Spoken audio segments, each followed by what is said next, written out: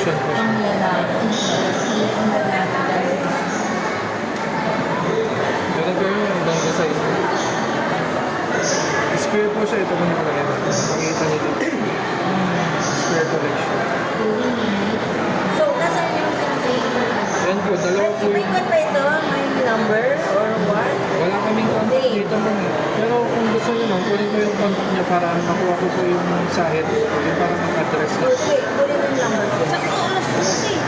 Ito ang kunin niyo na lang ito. Tapos pasulat ko na po yung number. Kontakin ko po. Parang bigay ko po yung address.